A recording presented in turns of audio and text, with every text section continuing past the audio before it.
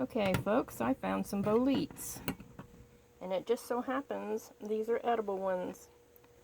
They're related to king bolete. They're not king boletes, but they're related to king boletes. And let me tell you something about boletes. To identify whether it's a bolete or not, you look at the top, and they're usually pretty smooth, but the main characteristic is the underside. You see the underside of this bad boy? It's got spores, or not spores, but little, looks like a sponge. And that's how you know it's a bolete. Okay, and another thing you might, to identify whether or not they're toxic, boletes are typically, matter of fact, I don't know of any boletes that are poisonous in the United States. Some of them can make you ill, some of them can be a little bit on the toxic, as in upset your stomach, but I don't know of any that's poisonous. Anyway, you scratch the surface underneath, and if it turns blue, there's a high likelihood that they're the ones that are slightly toxic, that'll make your stomach upset.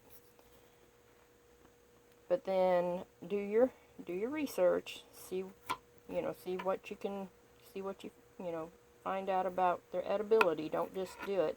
It's usually best if you find somebody that knows them, has ate them, they're still alive afterwards. Anyway, so I'm going to slice these up, and I'm going to freeze some, and I'm going to fry some. These are related to the king bolete, and let me show you where I found them at. Okay, I found them right here underneath this little maple tree,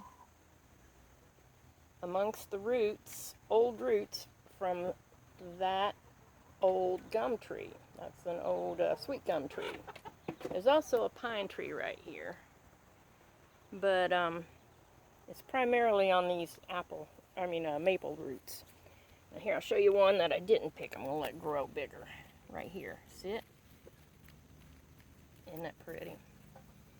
And then I found this one here, but it's not the same thing. It's got white spore bodies, and it's been gnawed on, so I didn't even want to worry about that one too much.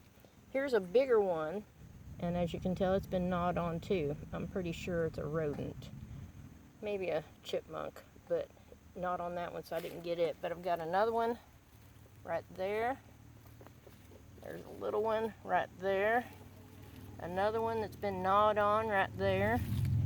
So there's going to be quite a few of them. And the thing is there's a good chance, high likelihood, that they'll come up here all season.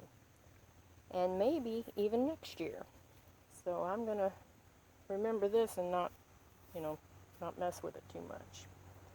This is my new Tennessee home, and I'm going to be eating some mushrooms. Now, let me give you a warning. Don't just go out and pick mushrooms. You really need to know what you're doing. You need to have talked to somebody, have them show you what you're getting.